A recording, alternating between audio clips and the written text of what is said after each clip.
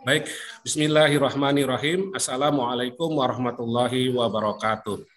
Waalaikumsalam warahmatullahi wabarakatuh. Terima kasih kepada teman-teman semua yang sudah bergabung pada pagi hari ini untuk mengikuti perkuliahan aspek hukum dalam bisnis ya. Materi yang akan kita diskusikan kali ini tentang subjek dan objek hukum serta hak kebendaan ya. Nah, tentu teman-teman juga sudah memahami mengenai apa itu subjek hukum. Subjek hukum adalah segala sesuatu yang menurut hukum itu memiliki hak dan kewajiban, sehingga memiliki kewenangan untuk bertindak atas nama hukum. Ya. Nah, menurut pasal 2 KUH Perdata, subjek hukum itu ada dua. Pertama, manusia. Yang kedua, perusahaan atau badan hukum. Ya, nah saya akan jelaskan satu persatu mengenai subjek hukum manusia. Ya, nah jadi sejak dia lahir ke muka bumi, seorang anak yang dilahirkan dari pasangan suami istri yang sah menurut undang-undang berhak untuk mendapatkan kekayaan dari orang tuanya, maka ini termasuk salah satu daripada subjek hukum. Ya, kecuali menurut undang-undang dinyatakan tidak memiliki hak sebagai subjek hukum. Nah, contohnya siapa? Ada 4 yang tidak berhak untuk atau yang tidak cakap, ya, dikatakan tidak memiliki kecakapan, ya, ataupun istilahnya apa ya, kecakapan itu tidak memiliki kemampuan atau tidak memiliki kemandirian, ya. Contohnya dinyatakan orang yang kehilangan akal, ya. Contoh hilang akal tuh ya seperti gila, kemudian juga cacat mental, ya, atau mungkin juga depresi gitu ya. Kenapa dikatakan itu tidak memiliki kewenangan? Karena orang gila itu tentu dia tidak bisa membedakan mana yang benar, mana yang salah, ya. Atau yang orang cacat mental ini juga akan mudah untuk dibohongi, ya, dan lain-lain. Nah, ini termasuk orang yang menurut KUH Perdata dinyatakan tidak cakap untuk menjadi subjek hukum, ya. Nah, selain orang yang dinyatakan orang yang memiliki ketidakcakapan karena lemahnya daya akal pikiran, ini juga termasuk salah satunya adalah orang dinyatakan belum dewasa. Nah, definisi tidak dewasa menurut undang-undang ini berbeda-beda, ya. Kalau kita mengacu kepada undang-undang kependudukan, ya, dan undang-undang pemilu, dewasa itu batasan usianya itu antara 17-18, ya. Jadi orang yang dinyatakan dewasa itu apabila dia sudah memiliki KTP, ya, identitas diri, ya, atau kartu tanda penduduk. Tetapi kalau kita merujuk kepada Undang-Undang Perkawinan Nomor 1 Tahun 74, bahwa usia dewasa bagi laki-laki itu 21 tahun. Ya. Nah, termasuk dalam kompilasi hukum Islam itu 21 tahun bagi laki-laki. Nah, untuk perempuan, ya, batas usia dewasa itu 19 tahun. Ya. Nah, makanya dikatakan bahwa orang yang menikah di bawah umur, ya, karena dia dipastikan tidak memenuhi kriteria yang tadi disebutkan, ya, dikatakan belum dewasa. Sebetulnya pengertian dewasa itu tidak hanya bisa dilihat dari usia, ya. Ada juga orang yang usianya sudah 21 tahun, tetapi secara kemandirian, ya, ataupun cara pemikiran yang matang, ya, itu sebetulnya bukan hanya faktor usia ya. Gitu. Ada yang sudah menikah ya, sudah usia 20 tahun, 30 tahun, tapi dia belum bisa mandiri ya. Ada di kalangan masyarakat yang mereka itu masih tergantung dengan orang tua ya. Dari sosial ekonomi masih membutuhkan bantuan dari orang tua, kemudian ngambil keputusan juga harus minta pendapat orang tua ya. Nah, termasuk sikapnya juga ya, ketika dia dihadapkan pada persoalan maka dia tidak bisa ya mengambil keputusan sendiri. Nah, ini termasuk ya problem ya yang dihadapi kalau diperdebatkan pengertian dewasa ataupun cakap itu sebetulnya tidak berpatokan kepada usia ya. Tapi ya kenyataannya ya seperti itulah ya. Jadi kalau Anda pergi ke catatan sipil atau kalau orang Islam itu pergi ke KUA, itu kalau belum mencapai usia yang menurut undang-undang dinyatakan dewasa ataupun cakap, itu maka Anda harus menunggu sampai usia Anda mencapai pada yang laki-laki 21, untuk yang wanita itu 19 tahun. Ya. Kemudian juga yang berikutnya ya, yang ketiga, pengecualian bagi subjek hukum yang dikatakan tidak cakap itu adalah memiliki sifat pemboros ya. Kenapa? Karena orang yang pemboros ini dapat merugikan dirinya maupun juga keluarganya. Jadi dia tidak bisa mengelola ya, tidak bisa memanage keuangannya sehingga dikhawatirkan dia akan mengalami bangkrut ya.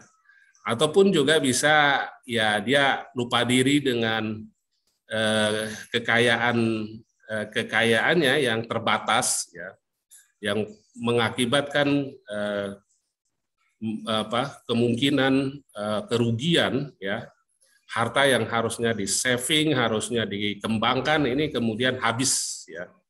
Nah, ini orang pemboros juga diatur di dalam undang-undang, termasuk yang tidak bisa diberikan kewenangan ya sebagai subjek hukum. Untuk mempersingkat waktu, dipersilahkan kepada teman-teman pemakalah menampilkan slide-nya. Terima kasih. Baik, langsung saya mulai saja kali ya, Pak.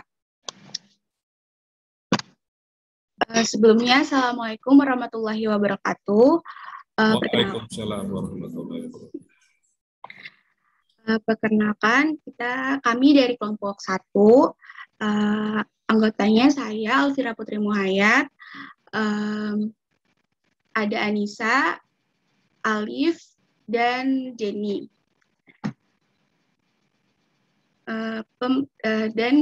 Materi pertama akan saya bawakan, yaitu subjek dan hukum. Next.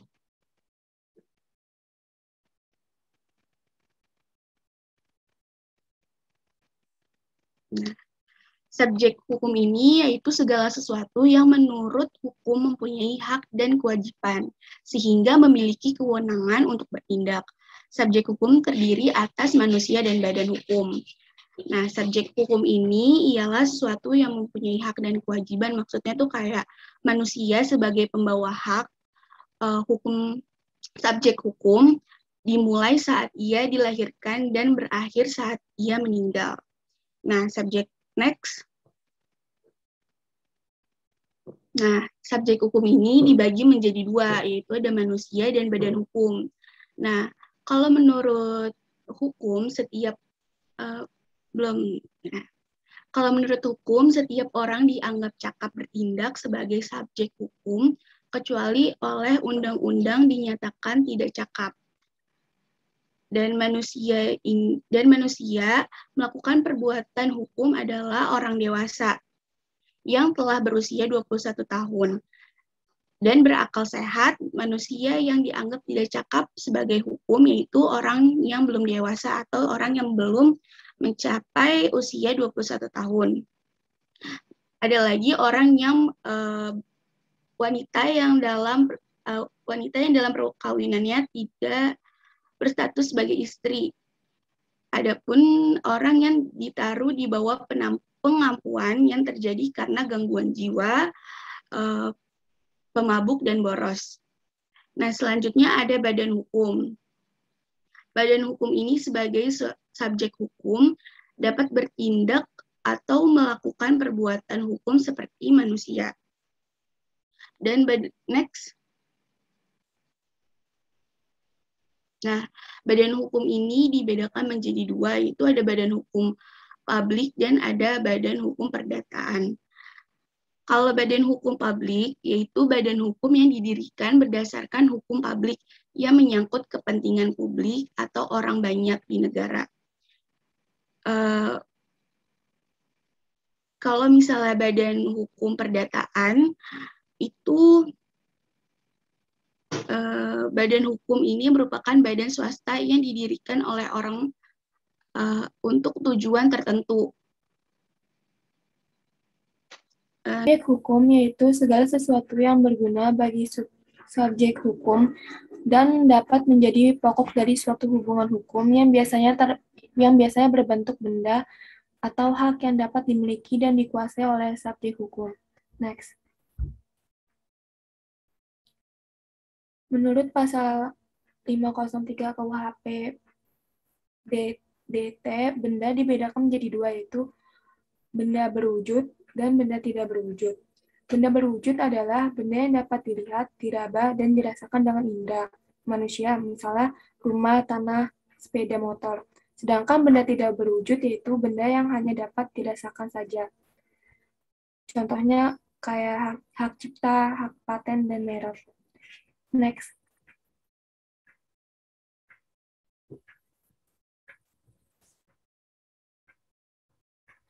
Sedangkan menurut pasal 504 KUHP PDT, benda dibagi menjadi benda tetap dan benda bergerak.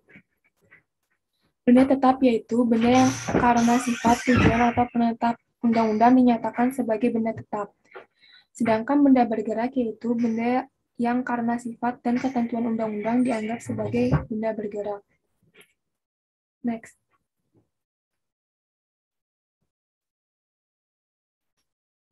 Hak kebendaan ialah hak mutlak atas suatu benda dan merupakan hak perdata. Hak ini memberikan kekuasaan langsung atas sesuatu benda dan dapat dipertahankan terhadap siapapun juga. Hak kebendaan mempunyai sifat-sifat tertentu dan ciri-ciri unggulan bila dibandingkan dengan hak perorangan. Perbedaan antara hak kebendaan dan hak perorangan terlihat sangat jelas. Next. Hak kebendaan yang bersifat jaminan pada dasarnya hak kebendaan, yaitu hak kebendaan yang memberikan jaminan dan hak kebendaan yang memberikan kenikmatan. Hak kebendaan yang memberikan jaminan yaitu harta yang ditempatkan sebagai anggungan untuk pembayaran atau kesanggupan atas sesuatu kewajiban. Sedangkan hak kebendaan yang memberikan kenikmatan yaitu hak dari subjek hukum untuk menikmati sesuatu secara penuh. Hak kebendaan dibagi menjadi dua, yaitu hak kebendaan yang memberikan kenikmatan atas dirinya sendiri. Selanjutnya akan dilanjutkan oleh Anissa. Pada Anissa dipersilakan.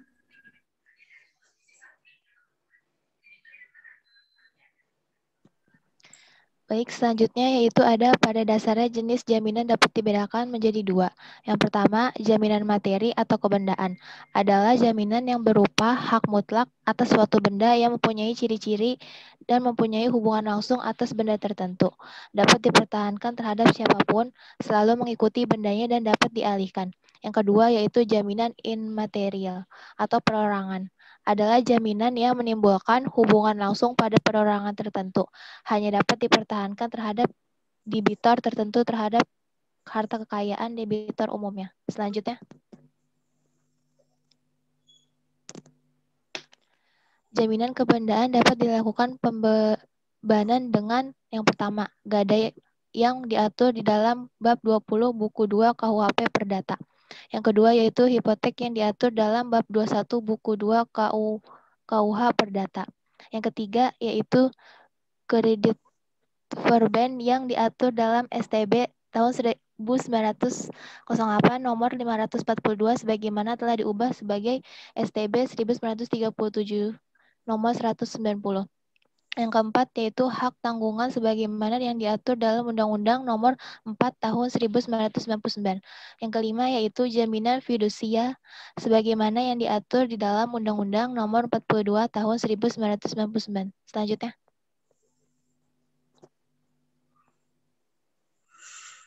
Yang termasuk jaminan perorangan. Yang pertama ada penanggung adalah orang lain yang dapat ditagih. Yang kedua yaitu tanggung-menanggung yang serupa dengan tanggung renteng. Yang ketiga yaitu perjanjian garansi. Selanjutnya akan dilanjutkan oleh Alif. Kepadanya dipersilahkan. Iya, Assalamualaikum warahmatullahi wabarakatuh. Untuk selanjutnya langsung aja ya nyimpulin apa yang tadi itu. Hak kebendaan yang memberikan jaminan adalah hak yang memberikan kepada yang berhak atau kreditor yang didahulukan untuk mengambil pelunasan dari hasil penjualan barang yang dibebani. Misalnya hak tanggungan atas tanah dan hak fidusia. Sedangkan menurut KUHP Perdata, KUH Perdata, misalnya hak gadai sebagai jaminan adalah benda bergerak, hipotek sebagai jaminan benda-benda tetap, dan sebagainya. Sesi penjelasannya sudah selesai. Bapak ini langsung masuk ke diskusi. Oke, close dulu ya slide-nya. Baik, Pak. Baik, terima kasih kepada teman-teman pemakalah yang sudah memaparkan slide-nya ya. Untuk selanjutnya dipersilahkan kepada teman-teman yang lain apabila ada pertanyaan langsung saja tulis di kolom chat ya. Di bawah itu ada kolom chat. Dibatasi ya, kalau bisa maksimal itu 3 orang penanya ya. Mengingat waktu yang tersedia, mata kuliah ini hanya 2 SKS ya. Jadi kalau terlalu banyak, khawatir tidak fokus untuk mencari solusi dari pertanyaan itu ya. Baik, saya akan menjawab pertanyaan dari Dinda. Jelaskan asas-asas perkawinan menurut hukum Islam dan UU Nomor 1 Tahun 1974. Asas perkawinan menurut UU Nomor 1 Tahun 1974 yaitu tujuan perkawinan adalah membentuk keluarga yang bahagia dan kekal. Yang kedua, sahnya perkawinan sangat tergantung pada ketentuan hukum agama dan kepercayaan masing-masing. Yang ketiga, asas monogami. Yang keempat, calon suami dan istri harus telah dewasa jiwa dan harganya. Yang kelima, mempersulit terjadinya perceraian. Yang kelima, hak dan kedudukan suami istri adalah seimbang. Sedangkan asas-asas hukum perkawinan Islam menurut hukum Islam dan peraturan perundang-undangan tentang perkawinan yang berlaku bagi orang Islam di Indonesia terdiri atas 7 asas, yaitu asas personalitas keislaman, asas persetujuan, asas kebebasan cari pasangan, asas kesukarelaan, asas kemitraan suami istri, asas monogami terbuka, dan asas untuk selama-lamanya.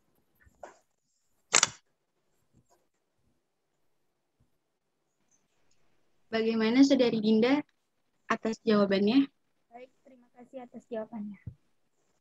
Baik. Untuk selanjutnya, pertanyaan dari Siska Amelia akan dijawab oleh Anissa. Kepada Anissa dipersilakan.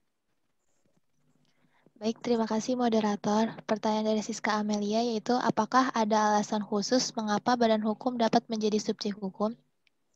Jawabannya yaitu adanya badan hukum diberi kedudukan seperti sebagai orang disebabkan badan ini mempunyai hak dan kewajiban yaitu hak atas harta kekayaan dan dengan itu memenuhi kewajiban-kewajiban kepada pihak ketiga. Oleh sebab itu, badan tersebut memiliki hak atau kewajiban, dengan begitu ia sebagai subjek hukum.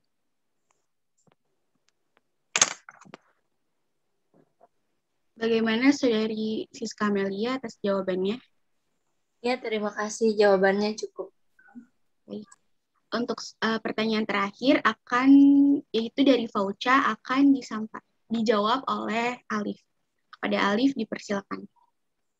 Tadi pertanyaan dari Fauca itu adalah jelaskan perbedaan subjek hukum dalam hukum perdata dengan subjek hukum dalam hukum publik.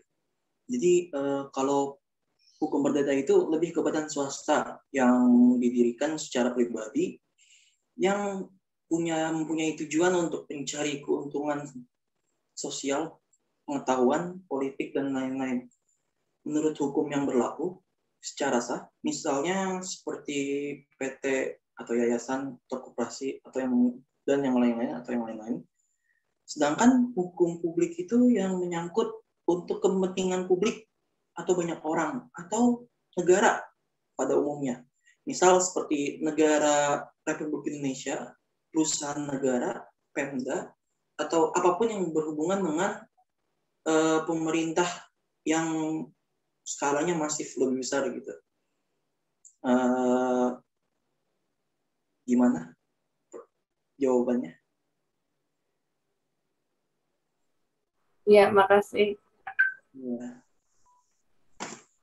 Baik, untuk selanjutnya saya serahkan kembali ke Bapak.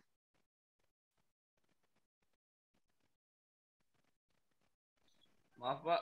Sorry. Oke, sorry.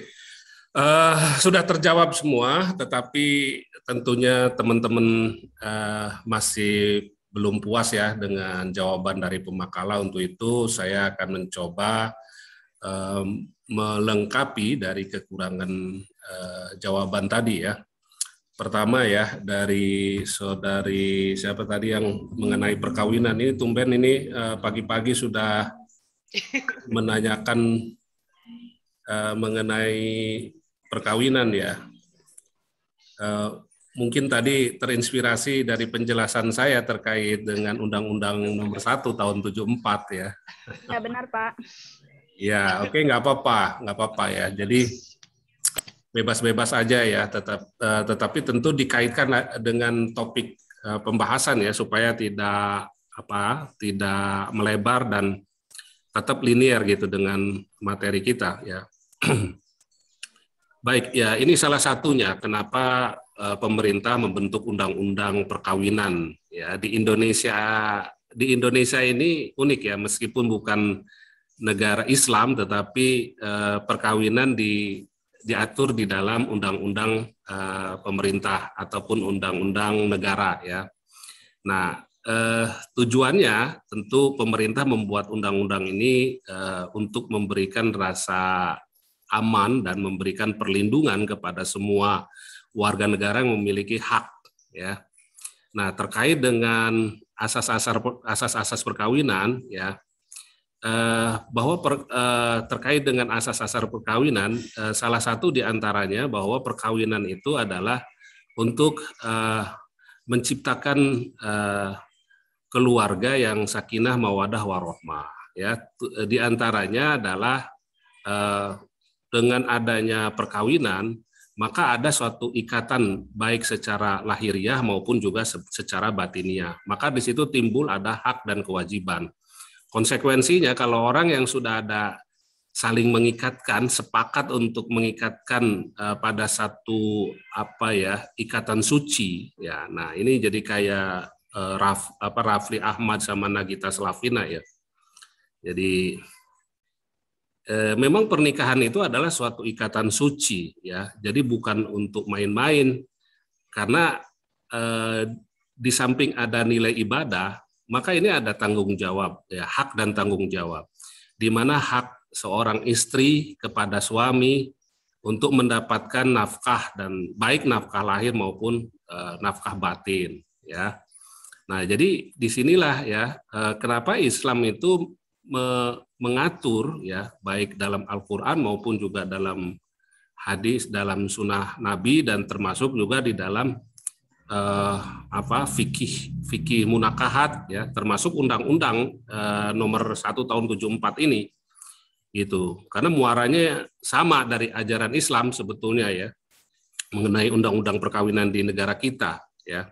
Kecuali bagi yang non Muslim, ya, mereka tentu tunduk pada undang-undang catatan sipil, bukan pada undang-undang agama, peraturan hukum agama, begitu, ya. Nah, intinya adalah di sini dengan adanya perkawinan maka timbul ada hak dan kewajiban. Nah, salah satunya tadi si istri berhak untuk mendapatkan nafkah lahir dan batin. Nah, ini kan ada ketika orang melakukan ijab qabul, ya. Ini kan dibacakan, ya. Ada yang dibacakan, ada juga yang enggak, gitu.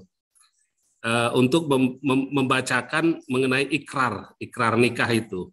Jadi apabila 3 bulan lamanya suami tidak memberikan nafkah lahir maupun batin, maka istri berhak untuk menggugat cerai, ya, ataupun melakukan gugatan cerai, ya. Nah, ini di sini adanya satu kewajiban, ya, bagi seorang suami terhadap istrinya.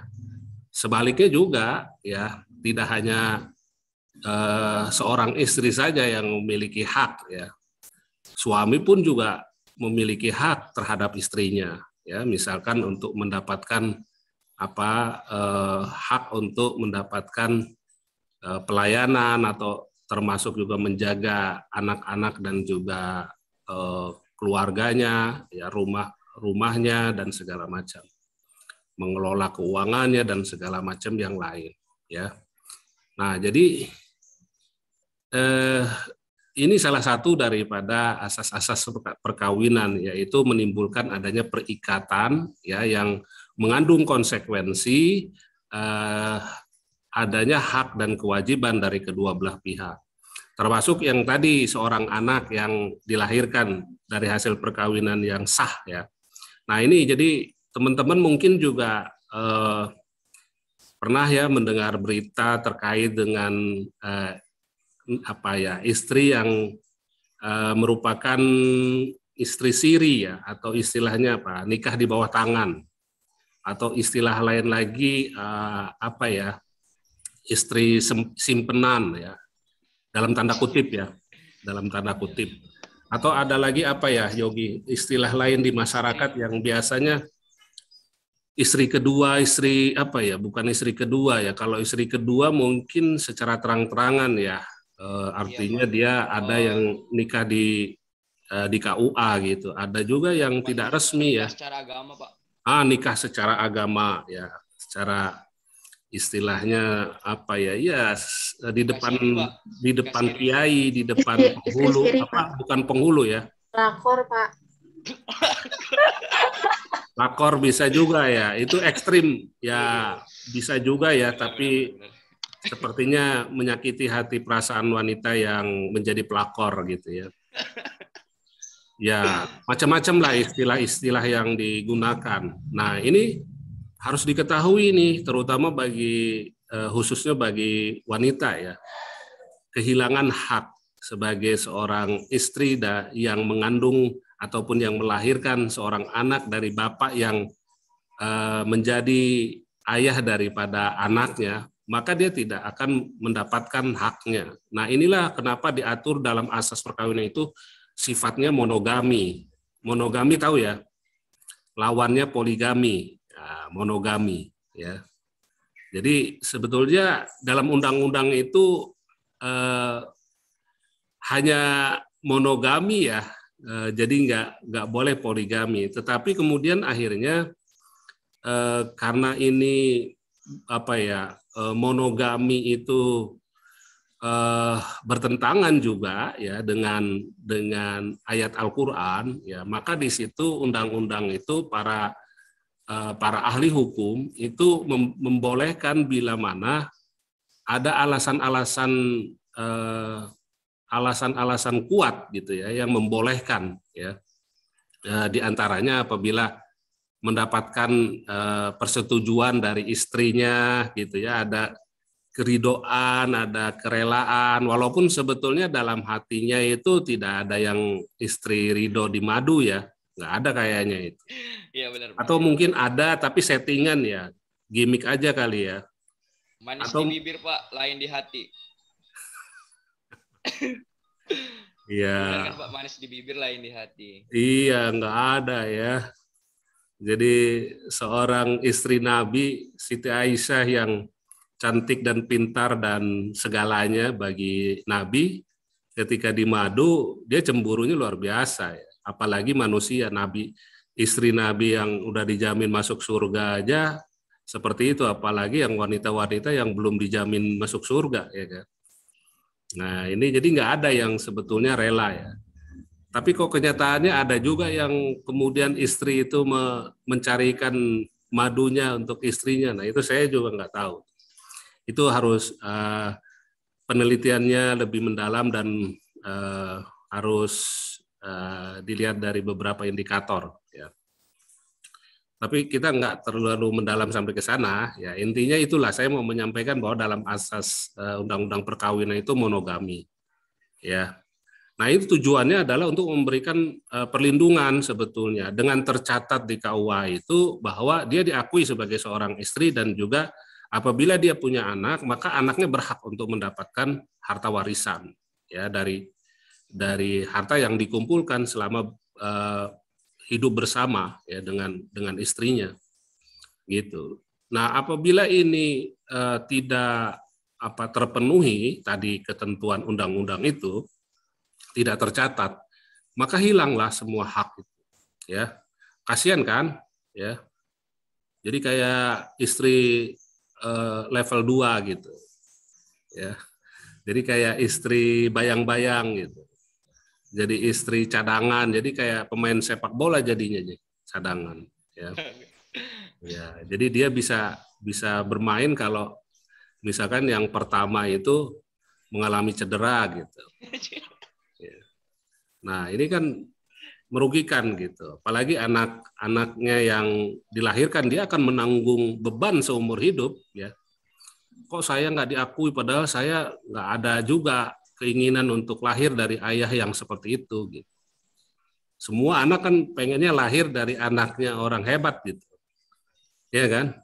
Iya benar Pak. Iya, cuman kan nggak bisa menolak kalau memang sudah takdirnya begitu. Ya, contoh kasus kayak mantan pejabat di era Orde Baru ya. Ada yang namanya Menteri Sekretaris Kabinet Murdiono namanya. Mungkin ada yang tahu ya, ada istri simpenannya itu namanya Macica Muchtar. Ini artis lawas ya, era tahun 70-an. Mungkin nggak ada yang kenal kali ya.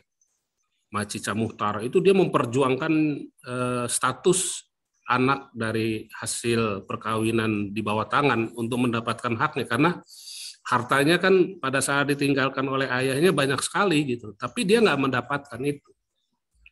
Ya, nah ini untuk wanita juga harus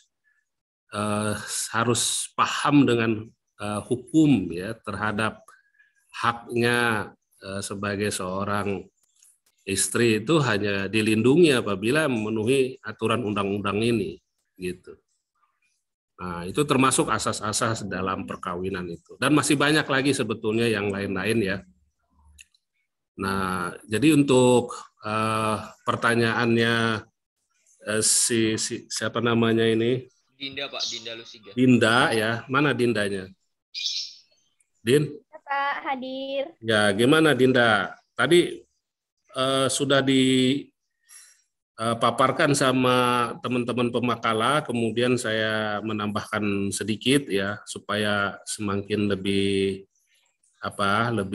luas lagi wawasannya terkait dengan asas-asas perkawinan di Indonesia menurut Undang-Undang Nomor 1 Tahun 74 ya.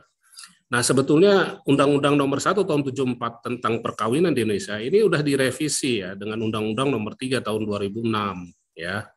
Karena ada beberapa alasan ya dalam Undang-Undang Nomor 1 Tahun 74 itu belum memberikan kewenangan kepada para hakim di pengadilan agama untuk memutus persoalan tentang sengketa di bidang ekonomi syariah. Karena dalam undang-undang Mahkamah Agung ya terkait dengan one roof system ya atau satu atap di seluruh lembaga peradilan itu one roof system berada di bawah satu atap ya di Mahkamah Agung ya, maka hakim pengadilan ya hakim peradilan agama itu diberikan kewenangan untuk memutus perkara di bidang ekonomi syariah ya, seiring dengan perkembangan banyaknya lembaga keuangan syariah ya, seperti perbankan, asuransi, kemudian pasar modal, kemudian pegadaian, kemudian juga lembaga-lembaga keuangan lainnya. Nah, jadi Undang-Undang Nomor 1 Tahun 74 tidak sekedar memutus persoalan NHTCR nikah talak cerai rujuk dan waris ya, tetapi juga memutus perkara di bidang ekonomi syariah. Jadi kalau ada gugatan dari pihak debitur atau kreditur terkait dengan transaksi keuangan syariah, itu bisa diajukan melalui lembaga peradilan agama ya. Nah, di dalam pasal 46 itu dijelaskan di kewenangan dalam pasal 49 Undang-Undang Nomor 3 Tahun 2006 tentang perkawinan itu dijelaskan kewenangan untuk memutus perkara di bidang ekonomi syariah ya. Nah, jadi itu alasannya kenapa ada revisi dari Undang-Undang Nomor 1 Tahun 74 menjadi Undang-Undang Nomor 3 Tahun 2006 tentang perkawinan, karena di situ ada kewenangan untuk memutus perkara di bidang itu ya. Jadi selama ini kan yang mengatur tentang lembaga peradilan agama itu kan hanya masalah perkawinan itu ya, nikah talak cerai rujuk itu gitu. Nah, jadi itu ya teman-teman ya, Dinda dan juga teman-teman yang lain ya. Masih banyak sebetulnya asas-asas perkawinan selain yang tadi saya sebutkan ya, karena waktunya juga ini supaya bisa terkonfirmasi seluruh pertanyaan ini. Berikutnya lagi dari Siska nih, Siska ya. Apakah ada alasan khusus mengapa badan hukum dapat menjadi subjek hukum? Oke.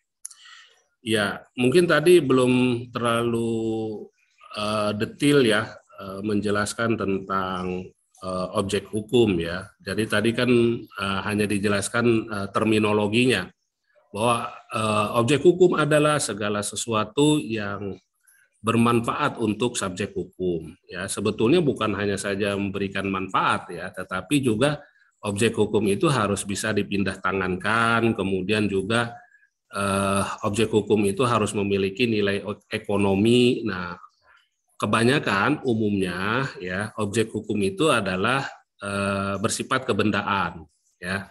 Nah, kebendaan itu bermacam-macam nih, ada yang bersifat benda abstrak ya, istilahnya yang tidak kelihatan tetapi memiliki nilai ekonomi dan bisa dipindah tangankan. Contohnya kayak hak paten ya, hak cipta atau hak merek, ataupun juga semacam kayak hakilah gitu ya, kekayaan intelektual. Nah itu bisa dipindah tangankan, bisa diuangkan gitu ya. Itu kan nggak kelihatan ya, seperti kayak Rhoma Irama misalkan menciptakan 100 lagu gitu ya. Nah, Rhoma Irama itu berhak untuk mendapatkan royalti, ya bahkan bisa diwariskan. Jadi setelah meninggal dunia Rhoma Irama itu bisa diturunkan kepada ahli warisnya. Ya. Nah, nanti kita akan bahas juga ya di sesi yang berikutnya di kelompok lain ya tentang hak kekayaan intelektual. Ini contoh aja ya, contoh dari harta kekayaan ataupun kebendaan yang bersifat abstrak, ya. Jadi dia tidak bisa dibuktikan dalam bentuk fisik, ya, tetapi dia punya semacam kayak klaim pengakuan bahwa itu adalah milik daripada karya dari si pihak pihak subjek hukum itu, ya. Nah, kemudian apa sih bedanya ya antara subjek hukum yang bersifat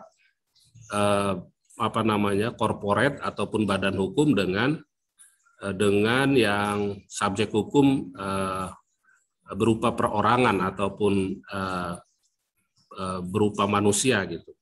Nah, kalau kita lihat ya, badan hukum itu dikatakan memiliki hak dan kewajiban karena badan hukum itu memiliki memiliki ketentuan ataupun memiliki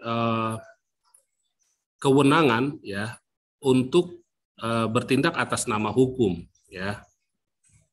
Dan badan hukum itu layaknya seperti manusia karena dia di situ ada struktur organisasi seperti ada direksi, komisaris, kemudian ada general manager, ada manajer, ada juga karyawan dan lain-lain, ya. Kemudian badan hukum ini juga diakui oleh negara memiliki status sebagai sebuah organisasi ataupun sebuah korporat ataupun menjadi sebuah institusi. Ya, jadi dia seperti bersifat ajeg gitu, yang bersifat ajeg itu istilahnya. Ya, berdiri sendiri, ya. Dia bisa memutuskan untuk melakukan atau tidak melakukan, baik itu transaksi jual beli, kerjasama, ataupun juga dia untuk melakukan kegiatan, ya. Hanya saja bedanya dengan manusia, kalau manusia itu bisa melakukan perkawinan, sementara kalau badan usaha atau badan hukum itu tidak bisa melakukan perkawinan, ya. Dia tidak bisa melakukan perkawinan. Kenapa kok ini jadi kayak ngebahas perkawinan melulu? Nah, ini sebetulnya terkait dengan hapusnya suatu perikatan itu karena adanya percampuran utang, ya, antara si mempelai laki-laki dengan si mempelai perempuan, yang menjadi debitur misalkan pihak perempuan, yang menjadi kreditur pihak laki-laki. Karena dia melangsungkan suatu akad perkawinan dan menjadi satu sebagai ikatan suami istri, maka dengan adanya perkawinan ataupun terjadinya suatu ikatan lahir batin, maka terjadi yang namanya peristiwa percampuran utang. Jadi tidak ada lagi yang namanya debitur dan kreditur. Masa istrinya masih, kamu debitur saya, suami jadi kreditur saya, kamu bayar. Nah, ini nanti jadi kayak semacam pasangan suami istri yang melakukan kegiatan harus bayar dulu dan segala macam. Ya, apa bedanya dengan prostitusi online gitu ya. Nah, jadi ini termasuk salah satu daripada alasan kenapa badan hukum itu bisa dijadikan objek hukum, karena menjadi subjek hukum, ya, itu karena perusahaan itu dia berdiri sendiri, dia punya struktur, jadi dia bisa bertindak atas nama perusahaan. Contoh gini lah, kalau melakukan suatu perjanjian, ya, Yogi mungkin pernah baca ya, semacam kayak kontrak perjanjian antara perusahaan yang satu dengan perusahaan yang lain itu kan di situ ditulis misalkan Yogi sebagai misalkan direktur utama PT misalnya ya, dengan misalkan Aulia sebagai direktur PT yang lain gitu ya, untuk menjadi yang satu menjadi sebagai misalkan pihak pertama, kemudian menjadi pihak kedua gitu ya, untuk mengikatkan dalam misalkan perjanjian jual beli atau kerjasama ataupun yang lain. Nah, ini yang dimaksud dengan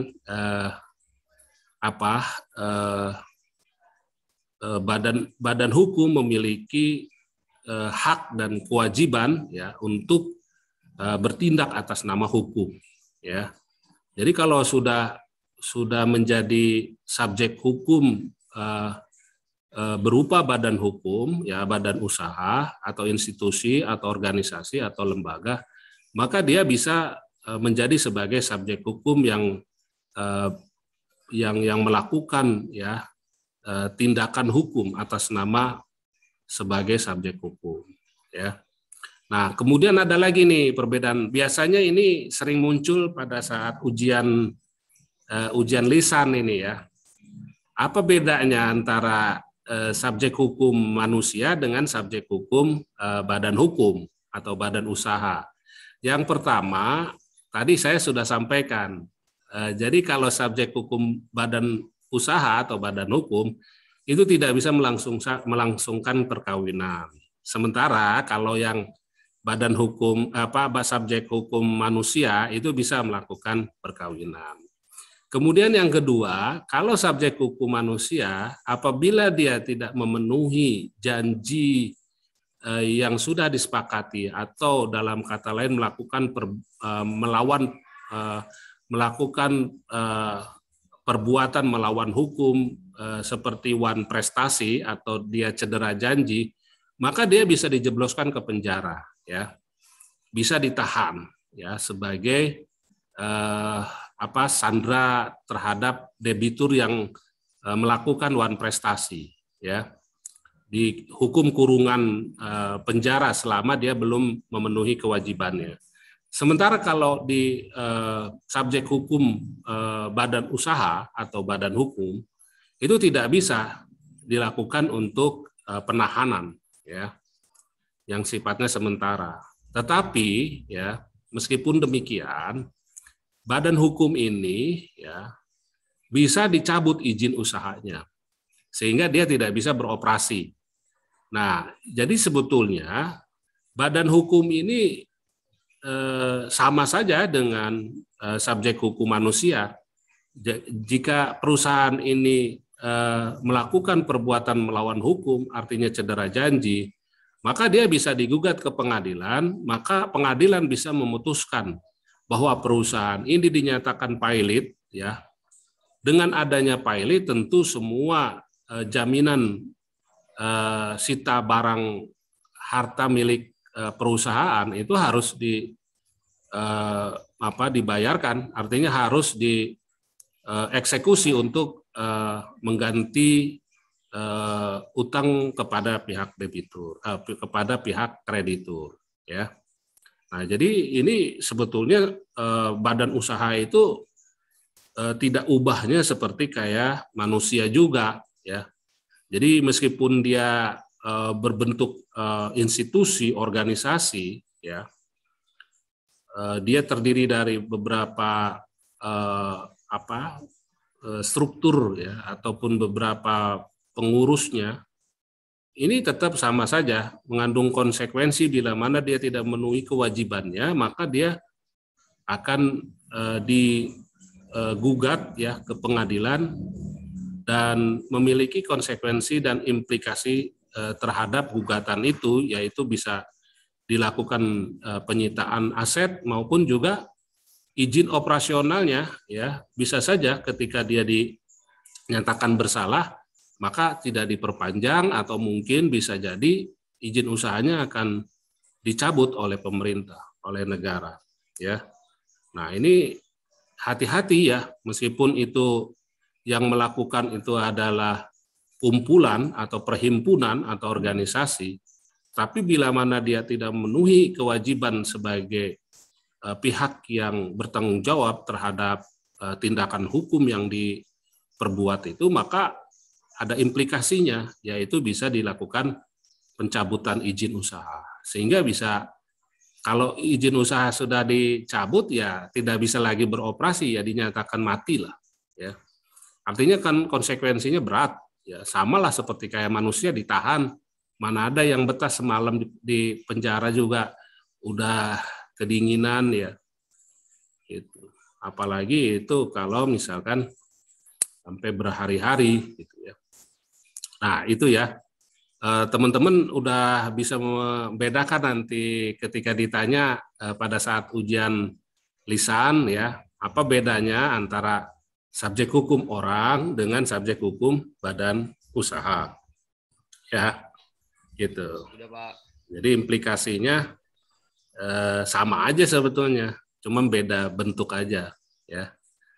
Jadi udah mulai paham ya sekarang setelah mengikuti pertemuan mata kuliah aspek hukum, teman-teman jadi oh ya, jadi sebetulnya bisa saja ya untuk menjadi subjek hukum itu atas nama orang, bisa juga atas nama perusahaan. Karena perusahaan itu kayak orang juga, dia punya organ tubuh gitu.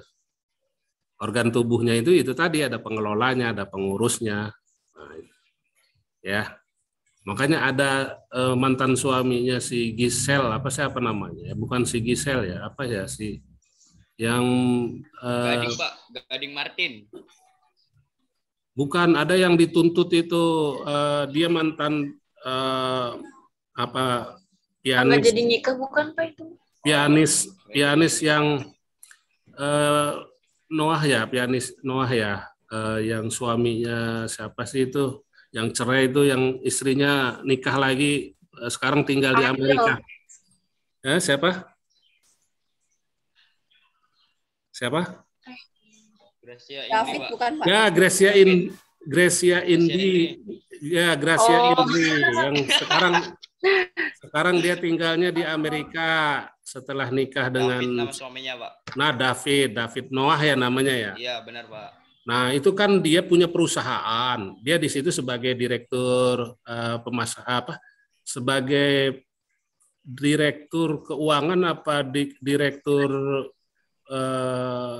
pemasaran gitu. Saya kurang tahu juga ya. Nah, dia itu kan dapat proyek ya. Ada proyek yang dia harus dia jalani gitu. Proyek itu nilainya cukup besar, tapi nggak ada kecukupan modal, dia lalu meminjam ya modal itu dari temennya.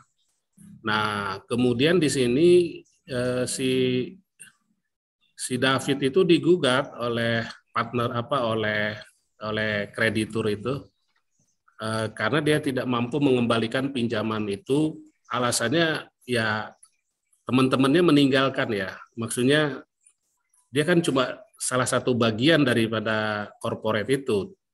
Sementara teman-teman yang lainnya gitu dari David Noah itu hengkang gitu. Dia tidak mau bertanggung jawab dengan proyek itu.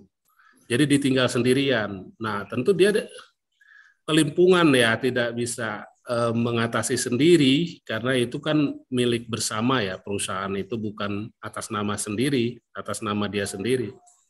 Nah, akhirnya kemudian jadi karena mungkin dia public figure ya, biasa pengacara itu efektif dia cara kerjanya supaya orang tuh mau bayar ya, dipanggillah media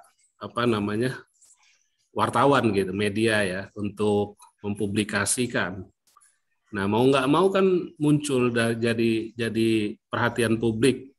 Nah, akhirnya untuk menjaga nama baik ya, si David Noah ada itikad ya untuk membayar gitu. Padahal sebetulnya bukan si Davidnya yang harusnya dihantam gitu, tapi perusahaan, karena itu perjanjiannya adalah dengan perusahaan gitu. Cuma ya karena tadi itu si pengacara itu pinter juga bagaimana supaya nama baiknya ini yang harus ditonjolkan untuk orang tuh mau beritikad baik ya.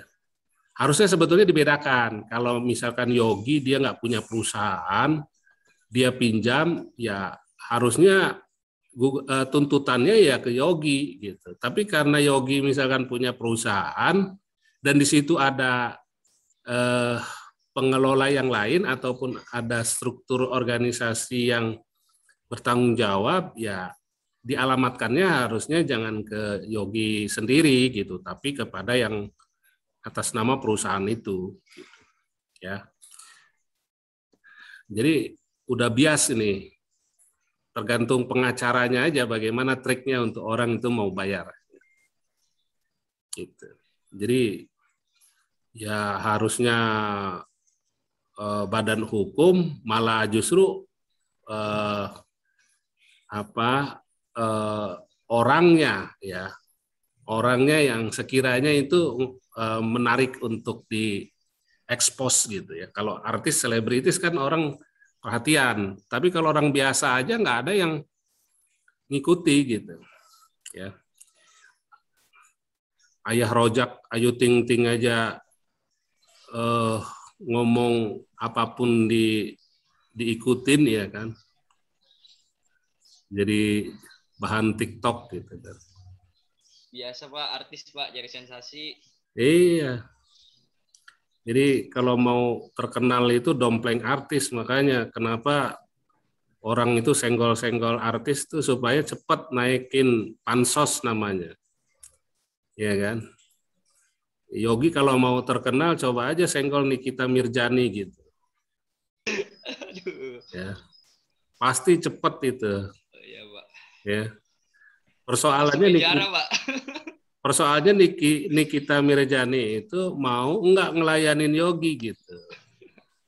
Paling dia bilang ini mah pansos gitu ya. Emang dia siapa gitu? Lu siapa gitu? Oke ya. Saya kira pertanyaan dari Siska udah terjawab semua ini.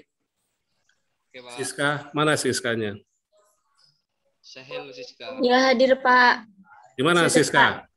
Sudah cukup Pak, terima kasih banyak. Makin lengkap ya jawabannya ya. Terima kasih Pak. Oke, berikutnya nih yang terakhir ya. Oh, ini kenapa keluar-keluar nih Lida sama Jihan? Jaringannya Jaringan kali. Pak, iya jaringan Pak. Sinyal kali Pak. Ya oke. Jangan keluar dulu ya, karena nanti ada pengecekan terakhir di terminal 2. Ya. Oke, nanti juga akan ada ini ya untuk thumbnailnya ya. Oke Pak. Jadi pas action harus ini nih ya, senyum ya, jangan cemberut aja gitu. Oke, mana ya? Tadi apa ya pertanyaan? Oh ini nih dari Fauca.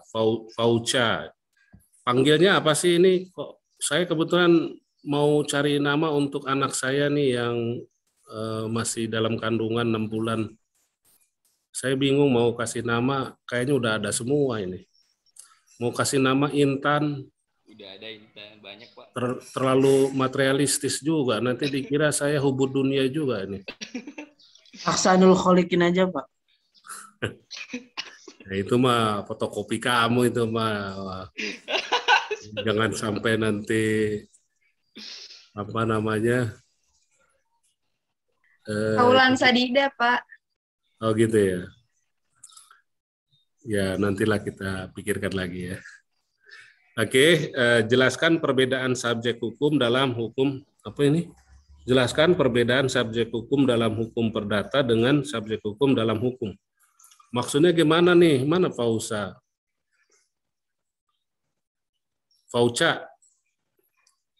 Maksudnya gimana ini? Jadi maksudnya kalau nggak salah perbedaan hukum perdata sama hukum... Perbedaan hukum perdata sama perbedaan hukum publik, Pak. Mana Faucanya mana nggak kelihatan ini? Cak? Yang mana sih orang? Fauca on cam dong. Fauca. Sepertinya ada gangguan dengan jaringan, Pak. Hah? Ada gangguan dengan jaringan, Pak. Oh gitu. Iya, Pak. Ini saya belum menangkap ini poinnya apa ya. Jelaskan perbedaan subjek hukum dalam hukum perdata dengan subjek hukum dalam hukum. Ya. Itu Pak, maksudnya perbedaan hukum perdata sama perbedaan hukum publik. Ya, justru tadi kan dijelaskan oleh pemakalah ya bahwa peraturan perundang-undangan yang mengatur subjek objek hukum dan hak kebendaan itu diatur di dalam buku 3, dalam buku 2 ya, KUH Perdata. KUH Perdata.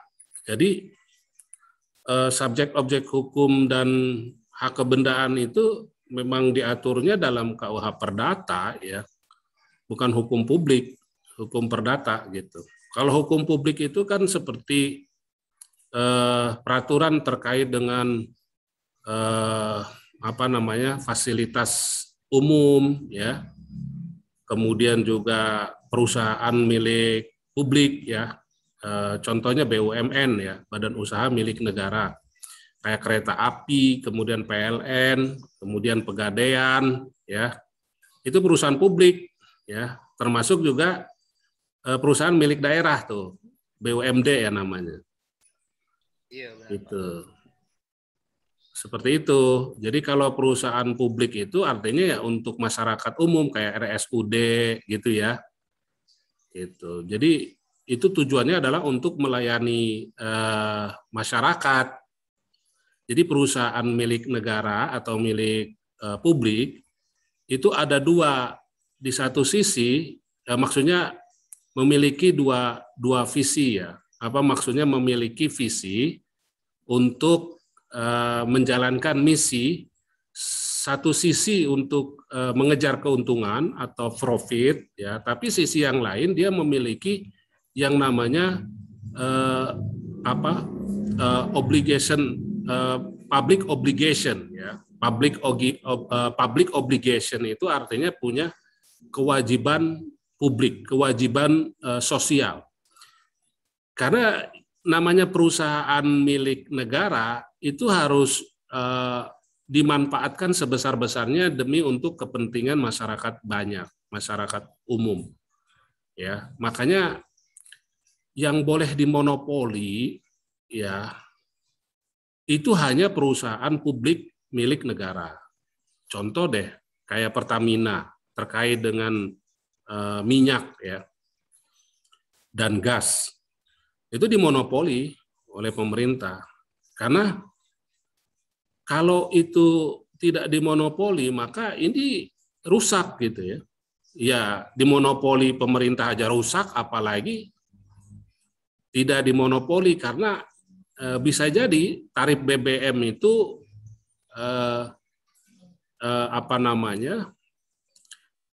tidak berpihak kepada kepada masyarakat ya. Kadang-kadang pemerintah pun tidak bilang-bilang kalau naikin harga BBM ya, walaupun sudah masyarakat merasa tarif dasar listrik dan harga BBM itu sangat mahal, ini tetap aja karena melihat ya daripada harga di dunia itu memang naik gitu, dan juga keterbatasan sumber daya yang ada, sehingga mau nggak mau pemerintah harus melakukan kebijakan menaikkan harga tarif BBM maupun juga listrik ataupun juga yang lain-lain ya. Naik ya, saya katakan lagi bahwa subjek objek hukum dan hak kebendaan itu adalah ranah yang diatur di dalam Undang-Undang KUH Perdata, bukan pada Undang-Undang Hukum Publik ya. Karena ini yang namanya KUH Perdata itu terkait dengan kepentingan individu ya, kepentingan pribadi, seperti seorang anak memiliki hak untuk mendapatkan warisan dari ayah ibunya ya, yang secara resmi, secara undang-undang itu tercatat di KUA. Nah, ini yang disebut dengan hukum perdata ya, hukum private, hukum pribadi, hukum yang mengatur perorangan. Termasuk juga kayak perusahaan ya, perusahaan yang merupakan milik daripada warga negara ataupun milik daripada kumpulan warga negara. Nah, ini termasuk diatur dalam hukum perdata. Termasuk misalkan transaksi jual beli, pinjam meminjam, sewa menyewa, ya, ataupun terkait dengan apa? Terkait dengan transaksi kerjasama dan lain-lain. Nah, ini adalah merupakan wilayah kompetensi dari peraturan undang-undang hukum perdata, bukan wilayah publik. Ya, kalau publik ada lagi, ya tadi contohnya kayak perusahaan-perusahaan milik BUMD, BUMN, ya yang dikelola untuk kepentingan orang banyak, ya sebesar-besarnya dimanfaatkan bagi masyarakat Indonesia, kesejahteraan dari masyarakat Indonesia. Jadi itu ya, Fauca ya. Mudah-mudahan ini jawaban dari saya bisa memberikan pencerahan untuk pertanyaan ini ya. Perbedaan subjek hukum dalam hukum perdata dengan subjek hukum dalam hukum publik ya. Ya kalau bicara hukum publik ya bicaranya tentang perusahaan publik ya, perusahaan publik. Oke ya, saya kira itu yang bisa disampaikan. Mudah-mudahan ini teman-teman bisa mendapatkan pemahaman yang baik ya, dan pada saat ujian lisan nanti teman-teman bisa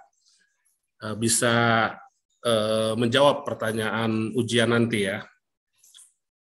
Oke, masih ada waktu nggak ini Yogi? Masih Pak, kita 8.40 Pak. Oh, masih berapa menit lagi nih? Masih kurang lebih 16 menit lagi Pak. 16 menit lagi ya. Oke, baik, saya akan memaparkan terkait dengan masalah hak kebendaan ya.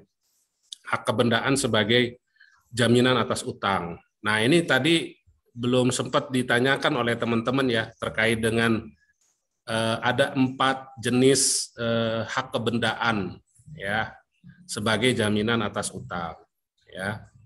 Nah, seseorang itu memiliki hak kebendaan ya karena adanya jaminan ya sebagai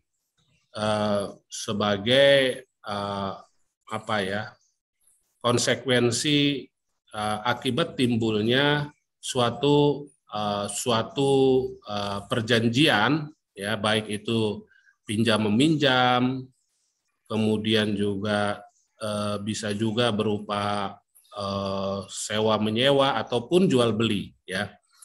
Yang pertama itu yang namanya gadai ya. Gadai itu adalah menyerahkan suatu barang ya sebagai jaminan atas utang. Ya, contoh deh kalau teman-teman pergi ke Pegadaian ingin mendapatkan pinjaman, pasti diminta mana benda yang digadaikan ya, apa itu perhiasan ya, apakah itu berupa surat sertifikat kekayaan ya, misalkan BPKB ya, ataupun juga sertifikat rumah ya.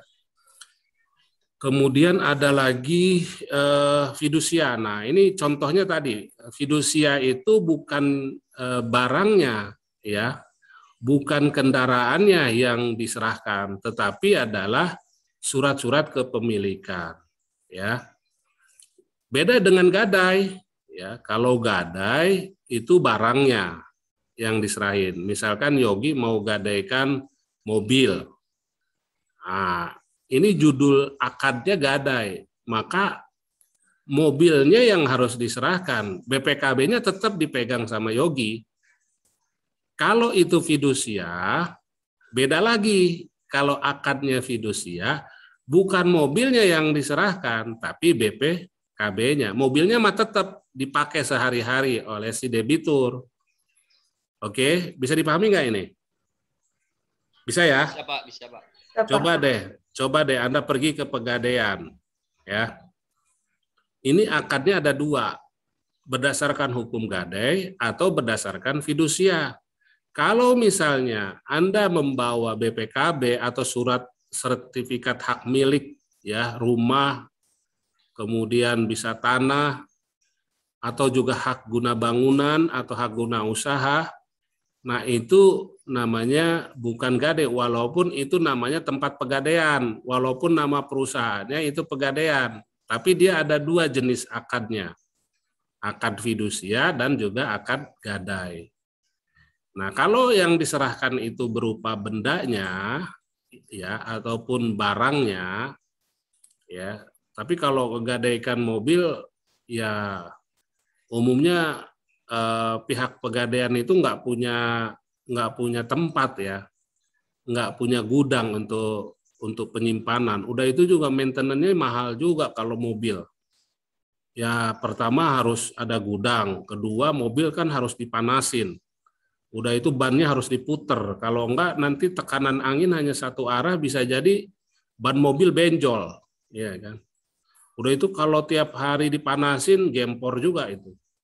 Kalau enggak dipanasin akinya bisa soak, ya kan. Nah, maka pegadaian itu hanya menerima yang berupa fidusia itu tadi kalau itu barangnya makan tempat. Makanya tempatnya, misalnya barangnya itu maintenance-nya yang sulit, harus ada asuransi, ada satpam, ada apa namanya, ya harus ada orang yang manasin gitu ya, atau yang ngejalanin apa rodanya dan segala macam. Nah ini kan yang kemudian jadi solusinya adalah fidusia gitu ya. Bisa dipahami ya teman-teman ya. Nah, kemudian ada lagi yang namanya hak tanggungan sama hak hipotek ya. Nah, hak tanggungan itu hak atas tanah ya. Jadi dia hak tanggungan itu harus dibuktikan dengan adanya PPAT ya, pejabat apa namanya? PPAT ya, pejabat pembuat akte tanah gitu. Contoh gini, kayak developer mau bikin apa ya, bikin BTN ya atau bikin KPR gitu. Nah, itu bisa tanahnya itu ya yang sudah disertifikatkan ataupun yang sudah ditulis oleh PPAT ya. Itu bisa diagunkan kepada pihak bank. Jadi developer dapatkan suntikan dana modal dari bank karena dia mengagunkan yang namanya hak tanggungan itu, hak tanggungan. Sebetulnya bedanya dengan hipotek itu ya beda tipis ya. Kalau yang namanya hak tanggungan itu sebetulnya itu pengembangan dari hipotek ya. Jadi dulu itu hipotek itu merupakan hak tanggungan, artinya hak atas tanah itu namanya hipotek. Cuma karena sudah muncul ada undang-undang agraria ya, undang-undang yang mengatur tentang pertanahan, maka diganti namanya menjadi hak tanggungan gitu ya. Nah, padahal itu dulu yang namanya hak atas tanah itu termasuk dalam jaminan hipotek ya. Jaminan hipotek itu ada dua ya, ada tanah, kemudian ada berupa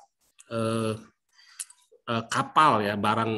Jadi jaminannya itu kayak orang yang saudagar yang punya kapal di dermaga gitu, itu bisa diagunkan sebagai jaminan ya, sebagai jaminan. Kalau dulu kan masih apa untuk kendaraan yang ngangkut barang itu kan hanya lewat laut ya, transportasi laut gitu, transportasi laut. Nah sekarang sudah tidak hanya dari transportasi laut ya, udara, darat ya, termasuk juga ya kendaraan apa kendaraan laut juga ya.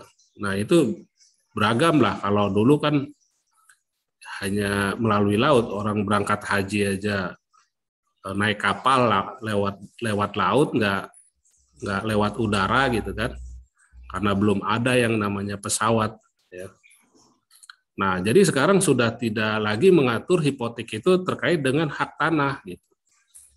Hak atas tanah itu tanggungan ya, masuknya ke tanggungan gitu ya. Nah, ini bisa dijadikan sebagai jaminan. Tujuannya untuk apa? Ya, tentu untuk memberikan keyakinan ya bahwa si pihak debitur itu ya memiliki harta yang bisa dijadikan sebagai jaminan apabila debitur itu pada saat jatuh tempo dia tidak memiliki uang.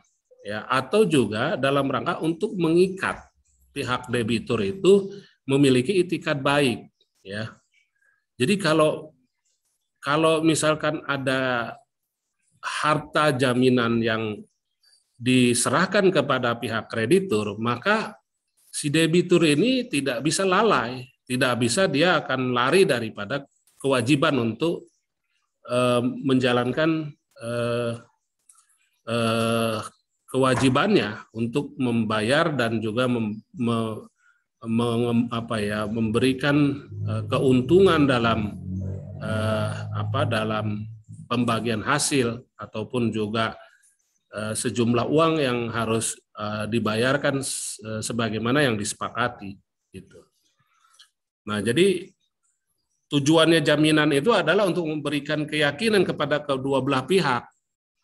Bukan hanya saja memberi keyakinan bagi pihak kreditur, tapi kepada pihak debitur juga memberikan suatu keyakinan bahwa debitur itu dengan adanya jaminan harta itu bisa membayar utang dan juga memberikan itu tadi suatu bentuk itikat baik ya, bahwa debitur itu dia bertanggung jawab untuk pinjam meminjamnya ataupun mampu membayar utangnya gitu ya. Nah, jadi teman-teman nanti ketika ditanya saat ujian lisan, apa perbedaan antara gadai dengan fidusia? Atau apa bedanya antara hipotek dengan hak tanggungan? Atau sebaliknya, apa bedanya hak gadai dengan hak tanggungan? Ya. Atau bisa juga apa bedanya hak fidusia dengan hak hipotek. Nah, teman-teman harus bisa menjawab ini. Saya yakin kalau teman-teman memperhatikan penjelasan saya, itu meskipun pertanyaannya diputar-putar, tetap teman-teman bisa menjelaskan. Karena nggak mudah ya, ketika menjawab ujian lisan itu ada grogi, ada mungkin sedikit blank gitu. Ya. Nah itulah makanya kenapa saya mengharapkan teman-teman tuh antusias ya mengikuti kuliah mata kuliah ini. Jangan ada yang tidur, jangan ada yang ngilang-ngilang gitu ya. Ada jaringannya yang putus dan segala macam, atau mungkin ada yang hit and run, kadang ada, kadang enggak, muncul keluar, ada yang ditinggal, entah sarapan, entah mandi dulu, entah macam-macam dah pokoknya. Atau mungkin ada juga yang jarang masuk. Nah ini jangan sampai nih ya. Saya kira sudah cukup banyak ulasan terkait dengan subjek objek hukum dan hak kebendaan ini ya. Mudah-mudahan teman-teman juga merasa puas dan juga bisa mengambil konklusi dari apa yang sudah dijelaskan ya mengenai pembahasan ini. Kita akhiri dengan sama-sama membaca hamdalah. Alhamdulillah. Terima kasih semuanya ya. Assalamualaikum. Waalaikumsalam warahmatullahi wabarakatuh. Terima kasih, Pak.